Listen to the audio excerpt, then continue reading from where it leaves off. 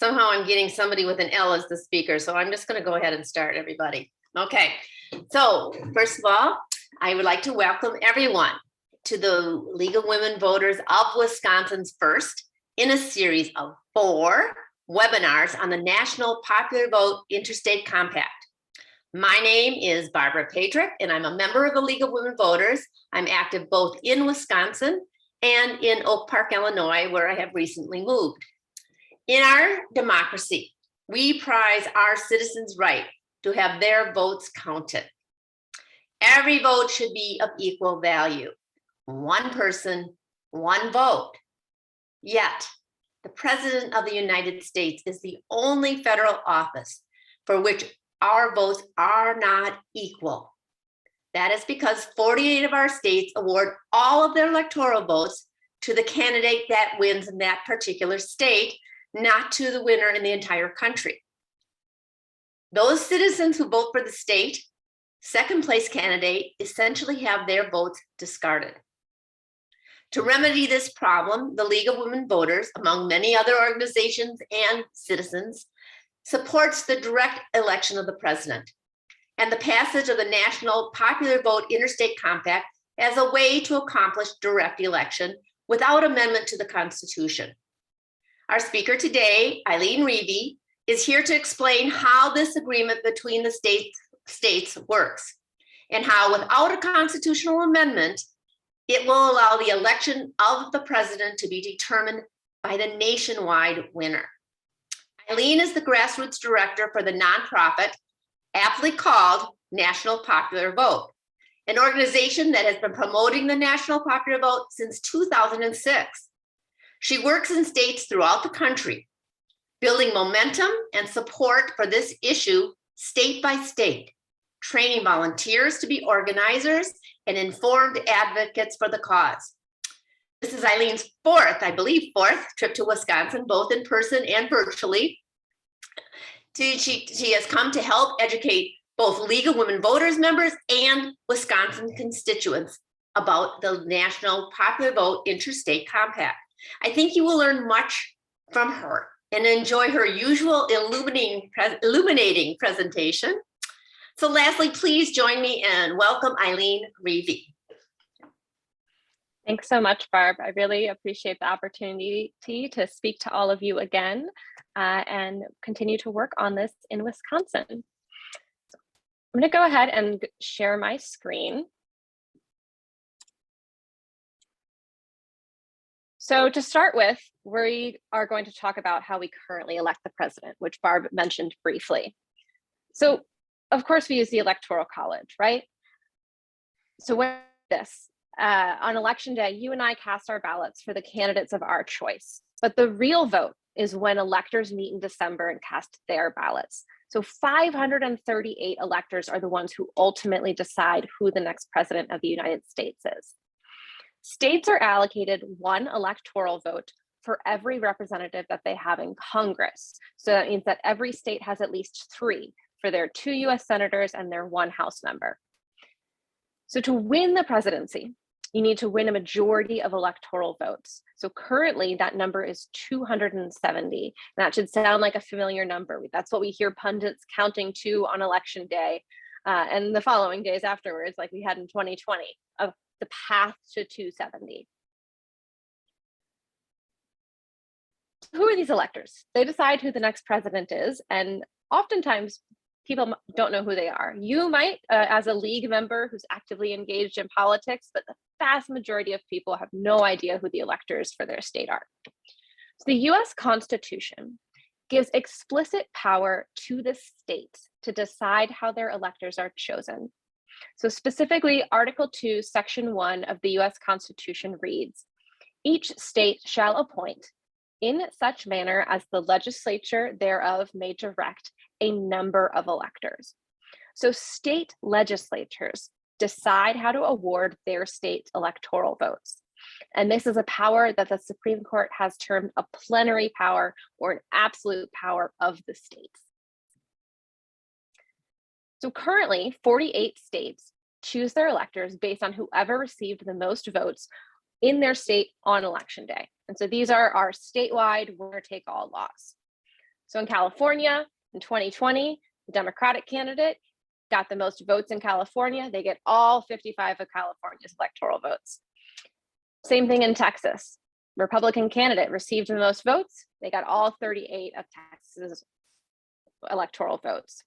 So in 2020, if you were one of the 6 million Californians who cast your ballot for Donald Trump, or one of the 5.2 million Texans who cast their ballots for Joe Biden, their votes were effectively thrown out at the state line. Because of these statewide winner-take-all laws, their votes didn't matter. The law said, nope, the other candidate got the most votes, so they get 100% of our state's representation in the Electoral College. So state law, how states have chosen to participate in the Electoral College, is how we end up with divergent elections, where the popular vote winner is the Electoral College loser, which leads to a lot of problems within our electoral system. Yes, it is actually more than just the second place candidate winning the presidency, although that is a big one. So 5 of our 46 presidents have lost the popular vote, but won the Electoral College. This means that 10% of our presidents have been elected, even though they had fewer voters who wanted them in office than another candidate. So this isn't something that is a fluke that it happened, recently, or that it's happened, sometimes people say it's rare. It's not. 5 of our 46 presidents have been elected this way. On top of that, we very notably had this happen in 2000 and in 2016. But if we look at the 20-year span of the beginning of this century, from 2000 to the 2020 election, we had 2 times where it was a divergent election, and it almost happened an additional 2 times. This is because we're in an era of close elections. So the other ones where this almost happened, the first one was 2004. So right on the heels of the first one that we had had in over 100 years. If 60,000 more voters in Ohio had cast their ballots for John Kerry instead of George Bush, John Kerry would have won Ohio, won the Electoral College, and gone on to be the next president, despite losing the popular vote by a larger margin than Donald Trump did in 2016. The other time that this very, very nearly happened was our most recent presidential election. We were less than 22,000 votes away from having this happen again, where the popular vote winner lost the Electoral College. So the margins were razor thin in a few states, and to flip the results of that election, Donald Trump would have needed to have just gotten 5,200 more votes in Arizona, 5,900 votes in Georgia, and 10,300 votes in Wisconsin. If that had happened, he would have gone on to win a second term, despite losing the popular vote by over 7 million votes. And those numbers are tiny when we're talking about them. But even honestly, the 60,000 votes in Ohio is a pretty small number. 115 million ballots were cast in the 2004 election, and 60 million of them could have changed it. Getting down to 22,000 changing it in the 2020 election, we're getting these margins to be more and more narrow, and we're continuing to have this be a really very real threat. And so what this leads to as a result of our winner-take-all laws, candidates are only campaigning to voters in certain states. We already know before the general election begins how 38 states are going to vote in the Electoral College under our current laws. We know that the Democratic candidate is going to get the most votes in California. We know that the Republican candidate is going to get the most votes in North Dakota, South Dakota, Iowa, Wisconsin. I'm looking at the map when I say Wisconsin, I'm sorry. North Dakota, South Dakota, Idaho. We know that the Republican candidate is going to win those states, and so do the candidates. So neither candidate goes to any of those states because they are either so far ahead, they've got it locked down, or they're hopelessly behind that they're not going to have any chance of winning. So candidates in the general election only campaign for a small number of votes that are in the closely divided states. These are our swing states or our battleground states, which of course Wisconsin is and has been for a few election cycles. So as a result of this, the entire general election happens in a dozen or less states. And those are the states that truly decide who the next US president is. If we look at the maps here, so the numbers represent the number of general election campaign events held in various states. So in 2012, the entire campaign was run in just a dozen states. But even more than that, 2/3 of all of those events were in just 4 states: Ohio, Florida, Virginia, and Iowa. 38 states were completely ignored. And you can see it includes huge parts of the country, the entire South, except for Florida, the entire West Coast. All of these places are being completely ignored. Similarly, 2016, virtually all campaign events were again in just a dozen states. Now you see a few outliers here. Where you see the ones on California, Washington, Illinois, that is not because either candidate thought that they had to campaign there. All of those outliers were Donald Trump events. He really liked to do rallies. And so when he would go somewhere for a fundraiser, he would want to have a rally be a part of it. He did that for about the first half of his campaign. And then I stopped doing it. I think was advised to truly really focus on the battleground states, which of course he did quite effectively in 2016. So putting aside those outliers, still 94% of the events are occurring in just a dozen states. And 2/3 of them are happening in just 6 states. So we're seeing that within the dozen battleground states, it even more narrows down throughout the election to a smaller number of states that really decide who the next president is going to be as they move votes in the other states. So in 2020, it was the same thing, 96% of general election campaign events in just a dozen states, but where all of the general election campaign events were focused got a little bit more narrow here. Florida and Pennsylvania together received 37% of all general election campaign events. Now, 2020 would have been the election to do an event in all 50 states if there ever was one in our recent history, right? So many of those events were done virtually because of COVID. You absolutely could have done something in every state, but they still didn't want to spend the resources there because it wasn't a good use of time or money. They are absolutely focusing on just the battleground states. So these battleground states do get more attention during the general election. This system has impacts on other parts of our government as well. For example, we see the federal budget being leveraged by executive branch and members of Congress to try and win the elections. So what do I mean by this? So Presidential Pork is a book by Dr. John Hudak from the Brookings Institute, and he went through this and found that between 1996 and 2008, battleground states received 7.6% more discretionary federal grants, worth about 5.7% more grant dollars every year as compared to non-competitive states. And this is non-competitive just for the presidential race.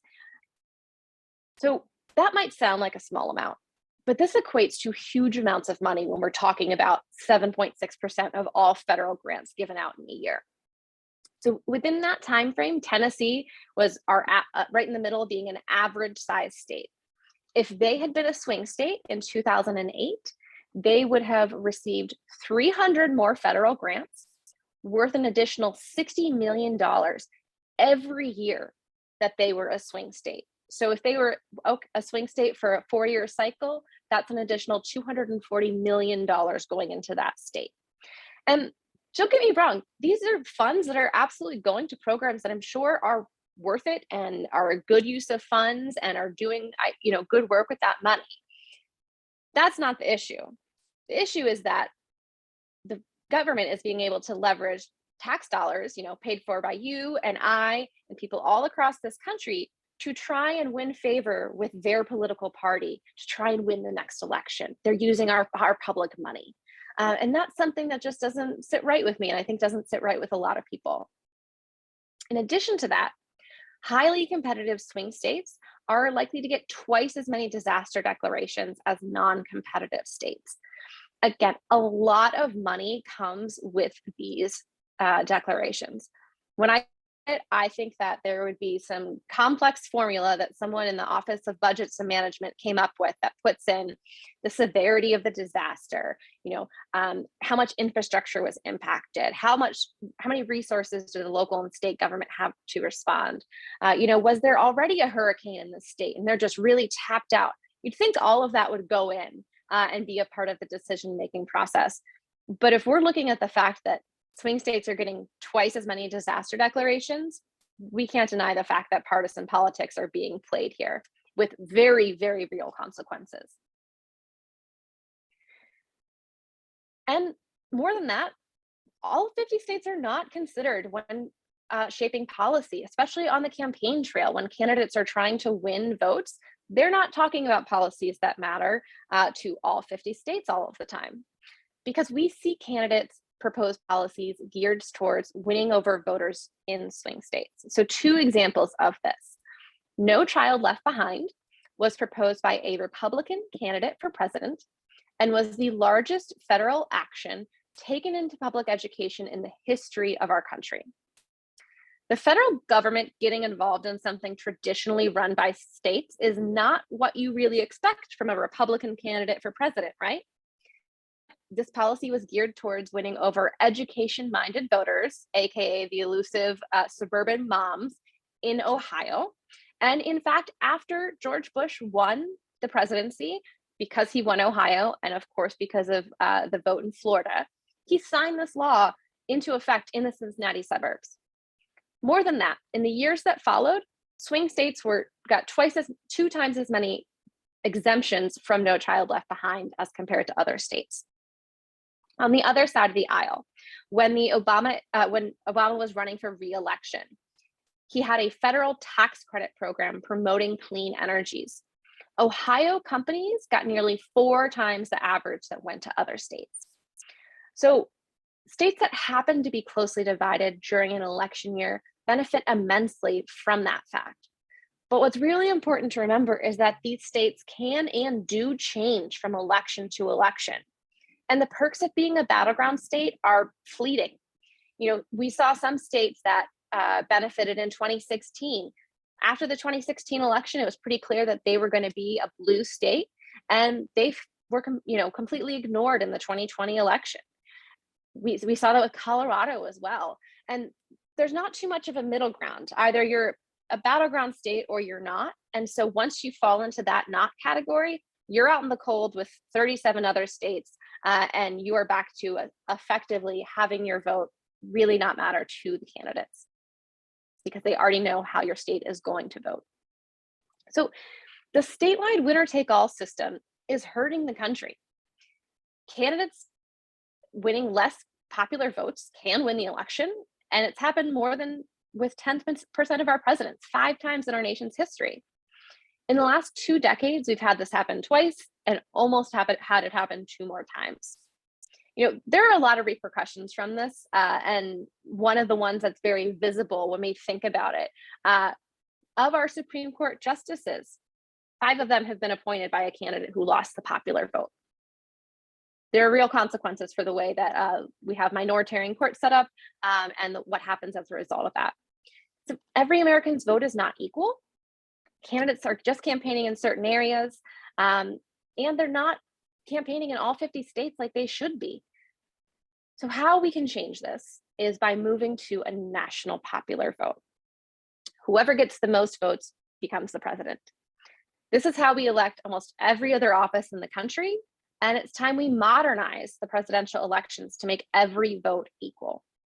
Every vote being equal would mean that candidates would have to care about the entire population's interests, not just those in swing states.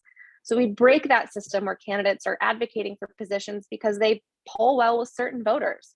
If we look at the 2020 election, I live in Oregon, and in the 2020 election, we heard about fracking in both one of the presidential debates and the vice presidential debate. Now, there are more people employed by the logging industry in Oregon than in the fracking natural gas industry in Pennsylvania.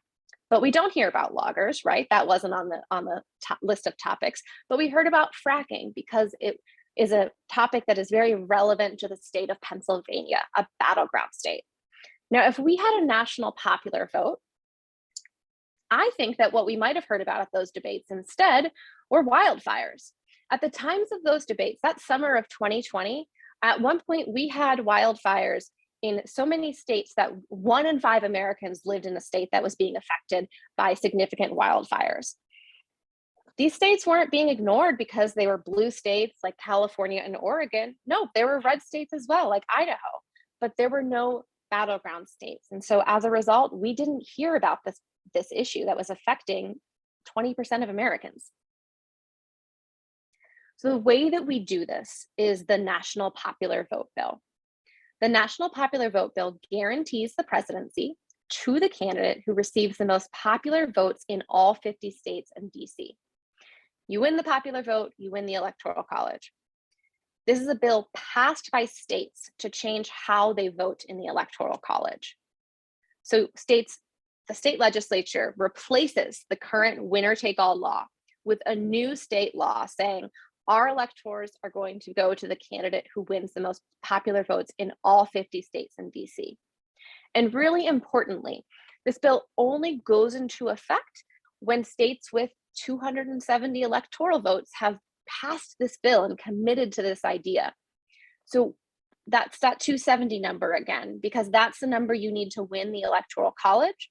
When we have states with a majority of electoral votes committed to the national popular vote winner before the election begins, our bill goes into effect, and then we know for the next general election that the popular vote winner is going to decide the presidency. So this bill has already been passed in 16 states, representing 195 electoral votes. On top of that, we've made progress in a lot of states around the country. You can see, we've had hearings in a number of states, but we've passed our bill in at least one chamber in 9 states, representing 88 electoral votes. So we're working on just continuing this momentum in those states and building it in others so that we can get those 75 more electoral votes and change the way that we elect the president. Some of the common questions that come up a lot, there are some that people have frequently, and we kind of refer to them as our myths or misconceptions. So the first one is that this is a partisan issue, but it's really not. This bill is not a reaction to the 2016 election. Our organization existed and was working on this issue a full decade before Donald Trump was elected in 2016. And it's not a left or right issue. It's not something that's going to benefit one party or the other. It's an American issue that all voters can get behind, and I think should get behind, because it's the one proposal that's going to make every vote for the US president equal. And oftentimes people, I think, have the concern that, okay, looking at the last 30 years, Republicans have only won the popular vote once. Why would I, as a Republican, support this when it means that we're never going to win the presidency again? But that simply is just not the appropriate way to look at it, because no one in those elections was trying to win the national popular vote. They were trying to win the Electoral College. And if we look at our 2 most recent elections, Donald Trump won the popular vote in the battleground states in 2016 and in 2020. In 2016, he won it in the right combination of states to win, and he didn't get it into the right combination of states in 2020, but he actually won the popular vote among those states by over 1 million votes. So where they're campaigning, they're competitive on both sides of the aisle. So there's no reason to think that under a national popular vote, it would benefit one party or the other. It's just going to change how candidates campaign, where they're campaigning, and focusing on a 50-state campaign instead. And it is constitutional. It goes back to those 17 words I shared at the beginning. The power comes from Article 2, Section 1, and we're using the power granted to the states in the Constitution in order to achieve a national popular vote. It's the same power that is given us with the winner-take-all laws that 48 states use and the congressional district system that Maine and Nebraska use. That same power that allows Nebraska and Maine to do something different allows us to have the national popular vote bill. And especially since this is a league group, some of you might be thinking, isn't there something in the Constitution about congressional consent, though? Yes, we are an interstate compact, meaning we are a bill that is an agreement among states. Just like when you buy a house, you sign the same contract as the person who's selling it to you. That is how states get into agreements with each other, are interstate compacts. And Article 1, Section 10 does say that congressional consent is required for interstate compacts. However, the Supreme Court has ruled that that is necessary only for compacts that encroach upon federal supremacy. Ours does not encroach upon federal supremacy. In fact, awarding electors is one of the few things that is explicitly left up to the states in the Constitution. So congressional consent is not required. Now, if after our bill reaches 270 electoral votes, the Supreme Court decides to overturn 100 years of precedent and say that we do need it, that's okay. We will then go and lobby Congress the same way that we have lobbied all 50 state legislatures on this for the last 15 years. And it'll just be one more thing we have to do, as opposed to something that will kill our effort. Another thing that people often think is, well, okay, the Supreme Court's definitely going to overturn that precedent, right? There's shifting respect, let's say, for precedent in some of our newer justices. And there's just a concern, I think, sometimes that this will be automatically thrown out because of how partisan it seems. What's good to know, though, is that 7 of our 9 justices have ruled on this issue, the power of state legislatures to decide how their electors are chosen, as recently as 2020. It was a case from the 2016 election, and they ruled on it in the spring of 2020 to have it decided before the general election began. And it was a unanimous decision affirming the absolute power of the states. So there's a lot of good reasons why we think that when this issue came up, they would stick to it of us not needing that consent. And it is important to know that you are able to withdraw from the compact as a state. But states cannot do this between a really important 6-month blackout period. And that is July 20th of an election year up to Inauguration Day, January 20th of the following year. So our bill must be in effect with 270 electoral votes by that same deadline, July 20th of an election year. Because you want both candidates, or all candidates, I should say, to know the rules of the game before the general election even begins. That 6-month period covers the major party conventions, the general election, election day, when electors meet, congressional counting of the ballots up to Inauguration Day. So it covers that entire period, and states cannot withdraw during that time. And they also can't join during that time. You wouldn't want a state to try and be able to game the system, right? California is a member of the compact, and they have the largest number of electoral votes. If we didn't have something like this, hypothetically, California, a month before the election, could say, oh, it looks like the Republican's going to win the popular vote, and the Democrat would have won under the old system. And here in California, we're a Democratic trifecta, so we're going to pass a bill to pull out of this real quick so that the election goes the way we want it to. That cannot happen. This is enforced by the Impairments Clause of the US Constitution, that states must adhere to the terms of the interstate compact that they signed to. And that is what states agree to when they pass this bill, is that they cannot withdraw during that 6-month period. Other thing that often comes up is around what the founders of the country would think about this issue. It's important, I think, to think about what really happened at the Constitutional Convention. They took 30 votes over 22 separate days on how the president should be elected. They could not decide. They went back and forth.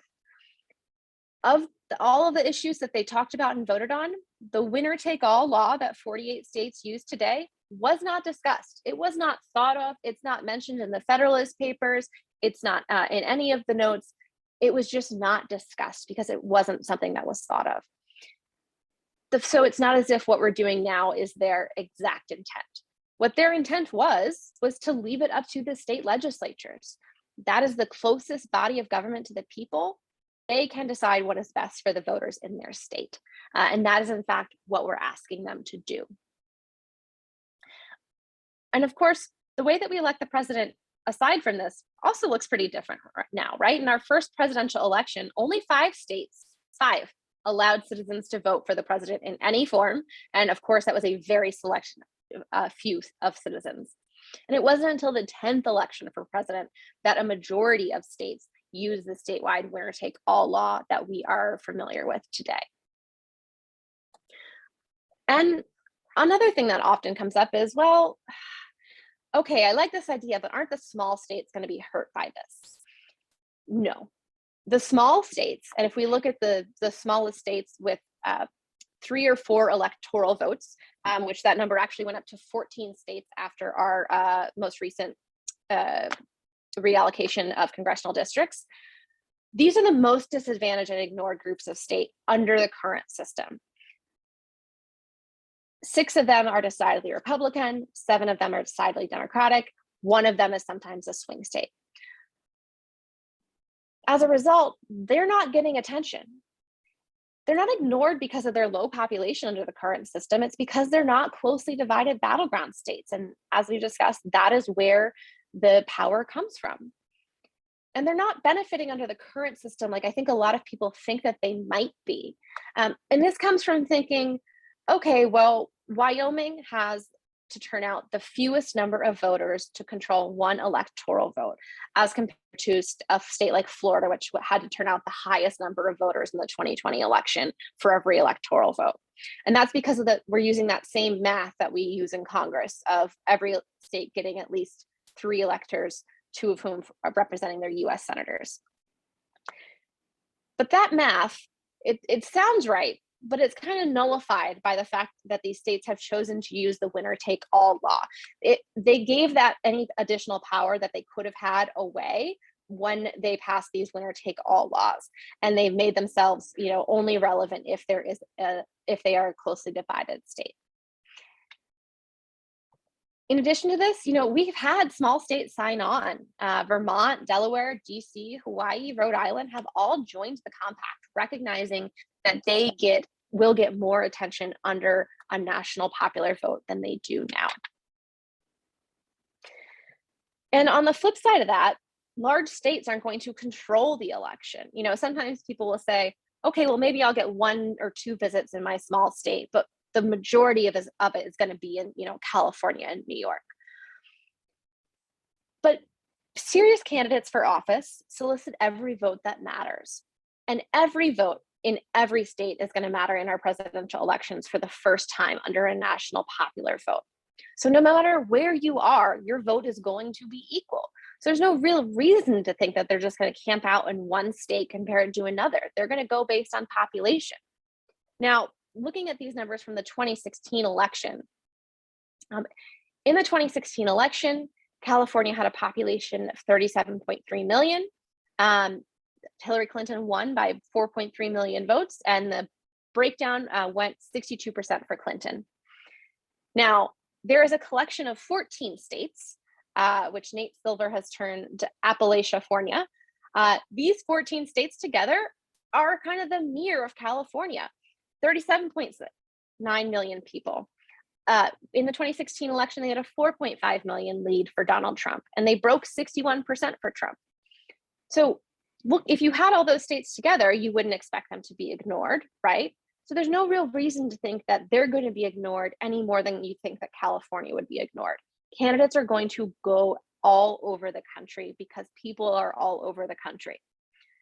Same thing with the big cities. People think that, okay, fine, maybe they'll go all over, but they're just going to go to the big city in my state, and they're not going to come to, the mid-sized metropolitan area where I live. But this, again, when we look at the math, just doesn't add up. So if you look at the census data, if you look at the 100 largest US cities, they make up 19% of the US population. And that number 100 on that list is Spokane, Washington, with 208,000 people, which is not exactly, a super metropolis that people really think of when they're thinking of big cities. Now, that 19% also happens to be the same percentage of people that are living in rural America, as defined by the US Census. So you wouldn't think that candidates are only going to campaign in rural America, right? So it wouldn't make sense that they're just going to campaign in the urban centers of our country. They're going to talk to voters in both camps, but very importantly, they are going to talk to the 62% of voters that live in the suburbs, where voters are evenly divided between Democrats and Republicans. So candidates are going to be all over the state, all over the country, because that people are everywhere. And we'd have this system where for the very first time in our presidential elections, every voter in every state would be relevant. Though we wouldn't have, flyover states, safe states, battleground states. We would just have states and voters. And of course, the way that we do this is through the National Popular Vote Bill, guaranteeing the presidency to the candidate who wins the most votes. And, I think that the reality of our country is that we are a country of very diverse people and opinions who happen to live in certain states when they cast their ballot, right? I think when you go to cast your ballot on election day, people think about what is most important to the entire country, not just their specific state. I think that they're casting their ballots as Americans more than they are as Oregonians or Pennsylvanians or Floridians or anything else. And the National Popular Vote Bill allows our electoral system to reflect this reality about America and have the true will of the people decide who sits in the one office that represents all of us. So, nationally, this is an issue that we've worked with a lot of groups to get support for, of course, supported by the League of Women Voters US and Wisconsin, as well as a number of other organizations. And, we advocate for this all around the country. And I'll stop here for questions, and thank you for your time so far. Thanks, Eileen. We do have a few questions. One of them is, wouldn't it be simpler to eliminate the Electoral College? No. Well, maybe simpler, but certainly not easier. So to get rid of the Electoral College would require a constitutional amendment. So you'd need 2/3 of both chambers of Congress to agree, which let's just take a moment to pause and think about how unlikely that feels in our current environment. And then it would go to the states, and you'd need 35 of our states, 3/4 of them, to then pass this bill and ratify it as well. So that is something that I don't think is going to happen, honestly, potentially in my lifetime. I don't know that we're going to necessarily see another constitutional amendment. That's how far off I think this is. So we work to reform the Electoral College from within. And if you do prefer abolishment, I truly do believe, I'm not just saying this because I work for the organization, that with National Popular Vote, if you want abolishment, the only way we're going to get there is by passing this bill first and having a National Popular Vote for president. And then after that, people can continue the conversation on if there is a better way to do it. But we need to do this first. So let me just point out, think about the ERA, everybody, the Equal Rights Amendment. I think that was passed in the early 70s. In the 70s, it was only passed by Congress, and then it needed to be ratified by the states. That hasn't happened yet. Think about how much more divided we are now than we were in the 1970s, and you know how difficult a constitutional amendment about anything is. We have another question, and this question is, well, does gerrymandering matter in presidential elections? Not typically. So in our 2 states that use the congressional district system, it does. So in Maine and Nebraska, they award their electors, let's take Nebraska, on the basis of the winner in each congressional district. And then the 2 at-large electors go to whoever won the most votes within the state. So in Nebraska, we were keeping an eye on it, on if the one district, Omaha, that has gone for Democrats in recent years, if that congressional district was going to be gerrymandered and changed so that they couldn't have it anymore. They couldn't really, I think, find a way to do that without being really unfair and probably, getting litigated. But that is something that is certainly on their minds. We also see states consider moving to that system. We frequently see states proposing that. And that's something that would encourage gerrymandering. You know, how much more could you encourage gerrymandering than not only the US House is at play, but you might have control of the presidency on the basis of the way that you're drawing these lines. So it's not something that plays into effect in most states, but it is something that is a concern and is a factor in the few states that do it this way. And I think some of you Wisconsin residents might remember there was a bill last year in the state legislature proposing that there would be a move to congressional districts. It didn't go to hearing, I don't believe, but there was a bill submitted. So we could end up with even a bigger gerrymandering problem in the state of Wisconsin if that ever happened. Another question is, would candidate platforms reflect the majority versus the extremes under the national popular vote? Yeah, I think that you would see candidates that are kind of looking at what is the best for everyone in the country. You know, okay, 70% of Americans support this issue. Maybe that is something I'm going to champion in my next election. And honestly, maybe both candidates will champion it. And so then the difference is to more of the nuances. So I do think that this is a proposal that will bring the country together in that way, and kind of get rid of some of the extremism, because there's the political extremism that occurs within parties, but some of that is also driven in the fact that certain populations are overrepresented in battleground states, and that's just how it is. It's not an intentional thing. It's not a fluke. It's just a fact. And I think that drives some of this extremism when it comes to our presidential elections. You know, an example of that would be looking at the tariff proposals that we've seen from candidates in the last 8 years related to steel, very specific to Pennsylvania, really drove people in opposite directions politically. So I think we'd see less of that with the national. So someone a little bit taking off on that topic, could this meaning the national popular vote, lead to local candidates campaigning on different platforms than the president of the same party? That one's hard. Yeah.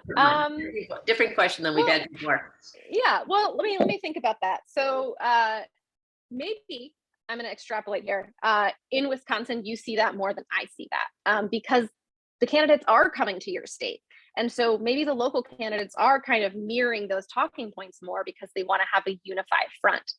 I'm not sure that we have that as much in other states. So I think that as a result, you would see overall candidates, maybe they'd share most of their platform, but it wouldn't necessarily be, oh, we're going all in on this particular issue. You know, you'd go all in if it really mattered to your state, but not if it's not something that's relevant to your state. What strategies would your organization, National Popular Vote, take? What are you taking and working on to get enough of states to sign on to the National Popular Vote Interstate Compact to add up to what you need? Yeah. 75 more, I believe. 75 more electoral votes, I should say. Yeah, so we work around the country in states like Wisconsin. And what we do is we lobby legislators.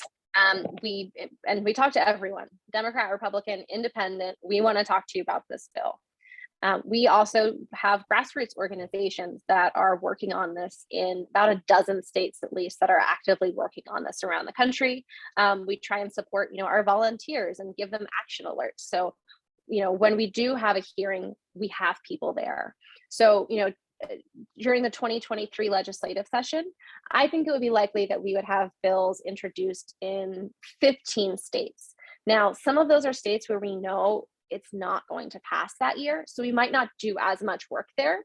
But in states where we're really trying to push it and we have a chance and we're going to get committee hearings, we're doing everything we can to get the bill passed there. We're working with partner groups on the ground, working with volunteers, and trying to build as strong a coalition as possible. Now, I've had a couple questions on how National Popular Vote might work with ranked choice voting. Why don't I just ask you that in general first? Yeah. So should I explain ranked choice voting first, or do you think everyone? Yes, I think you should, because we have a broad audience here, league members, just Wisconsin residents and maybe some other residents from other states too. Great, thank you. So ranked choice voting is when you rank your candidates in order of preference. So, in your ballot might say Donald Trump, Hillary Clinton, Jill Jorgensen, and you get to rank them 1, 2, and 3. So say the third party candidate is your number 1 pick, and Hillary Clinton is your number 2 pick. So in the first round of voting, if all of the votes get tabulated based on everyone's number 1, if no candidate receives a majority, 50% plus 1, then everyone who voted for the person who got the lowest number of votes, their ballot then goes to the person who they voted for second. And then the same thing, they tally it up again, and until one person has a majority of votes. And so this is a way people often, see to support having a more expressive ballot, and potentially, I'm going to use the phrase, avoiding having to vote for the lesser of 2 evils if you feel that way. You get to maybe vote for the Green Party candidate, and you're doing that without feeling like you're unintentionally hurting a candidate that would align more with your values. So that's ranked choice voting. So the way that this would work with national popular vote is when states pass their ranked choice voting law, and specifically the part about presidential electors, they just say in that law how it's going to be reported out, and it's very clear. In Maine, it's in the law. Maine is one state that does this statewide, and they do it for their presidential electors as of 2020. And it's just in their state law saying we're going to report it out this way for purposes of the national popular vote. And it's that it's whatever gets down to their final round tallies are the numbers that are going to be used. That is what we recommend and think is the best way. States could potentially choose to do it slightly differently. I don't know that it would really make sense to do it much differently than that, but that is the way that states are doing it so far. And I'll just take a step back from that. It might sound like kind of confusing or competing proposals, but the bottom line is that they are compatible. They're designed to fix different issues in our electoral system, but they do and can work together. And in fact, our bill was designed to work with alternative voting methods. And one of the chief proponents in the country of ranked choice voting is also an author of our bill. Thank you. And then I see one more question, and that is seeing that all 15 states plus DC have passed this, that those states that have passed it are blue states. What is the likelihood of getting enough states to pass this to get to the 270 electoral votes, which is the majority of the Electoral College? Yep, that is a great question. So I'm going to just pull up my map real quick so I can use that while I answer this question. So absolutely, the green states are where we've passed the bill and are overwhelmingly blue states, Democratic states. When we're looking ahead, there are 2 additional states where they have a Democratic trifecta where we're going to work on this, but we're really focusing on the battleground states as well. When we passed this bill in these states, some of them weren't Democratic trifectas. In New York, when we got this bill, Democrats in the Senate held it up for years. It was the Republican and conservative parties that worked together to get this bill passed when the Republicans still held that chamber in New York. And you can see on here other states that might surprise you: Oklahoma, Arkansas, Arizona. Arizona and Oklahoma, we passed one of the chambers while they were held by Republicans. Michigan, as recently as 2018, we had 15 Republican senators as sponsors of our bill. So we do still have bipartisan support around the country. We work as hard as we can to meet with those legislators and explain why their knee-jerk reaction might be against it, but really it makes sense for their party. So we do that work, and we're going to keep focusing on the states where we've already passed it, as well as a handful of others where we've had hearings before and really move it forward in those states. So I hope that answers the question fully, and if not, Barb, let me know, please. Eileen, can you tell what your organization's actions or attitude is towards getting it passed in Wisconsin? Yeah. So we are hopeful that Wisconsin is going to be one of the states that's going to get us to this 270 number. So the number one thing you can do, I should say the easiest thing you can do is write your legislator. So if you go to nationalpopularvote.com/WI for Wisconsin, you put in your email address there, and you can customize an email that you're going to send off to your representative, senator, and you put your address in. Let people know that this is something that exists and they can take action on, right? Most people don't know about this issue. They don't know that we can fix the way we elect the president. And we don't have to go through Congress to do it. We don't have to do a constitutional amendment. You can go talk to your legislators in your own state capital. So just spreading the word, getting involved with groups like the League of Women Voters of Wisconsin. They are doing great work on this issue at the state level, and we've got affiliates are working on it as well. And so getting involved with those groups to work on this is great. And then once we have a legislative session next year, hopefully there will be phone banking to do and work to do at a committee hearing. So helping us put rate. And the easiest way to do this would, if you want to get more involved, and maybe you're not already linked up with the league, would be to sign up at nationalpopularvote.com/volunteer. And I'll put. Thank you. Well, first of all, let me thank, don't everybody go away because I'm going to tell you some more information, but I want to thank Eileen again. She has devoted much of her time and effort in working with us in Wisconsin. Every time she does a great job. Eileen, you did a great job again today. I think everybody learns something, whether they're beginners or have a good concept of the national popular vote. And I thank you for agreeing again to speak to our league members and our citizens. And I'm happy that you're working with us and that we can work with you. Everybody, this was our first of 4 presentations. We have 3 more coming. You will be getting an email from the league that will tell you the dates and give you more registration links, but let me tell you what they are. The next one's June 29th. Again, it starts at 6:30, and it's entitled The National Popular Vote, Dispelling the Partisan Myth. And another worker from Eileen's organization, National Popular Vote, will be our speaker. His name is Patrick, is it Rosenstyle or Rosensteel? Rosensteel. Every time I forget. Patrick Rosensteel, who is a Republican, and he's worked on several Republican campaigns, but he's a supporter of National Popular Vote, and he's going to talk about why this is important to Republicans as well as Democrats. It's a nonpartisan issue. So I think many people will be very interested in that. Then in July 27th, the next presentation in our series is about stories. We're going to have people from other states talk about their stories in getting National Popular Vote passed. Somebody from Florida will be here, and they're very much like Wisconsin, working currently to get it passed. They have a very active group. And then somebody from the state of Oregon, Eileen State, and worked with Eileen to get National Popular Vote passed in Oregon will be speaking. So we get both perspectives, currently working in how they got it passed. Finally, in September 14th, we're going to focus on what we can do to help get it passed in Wisconsin.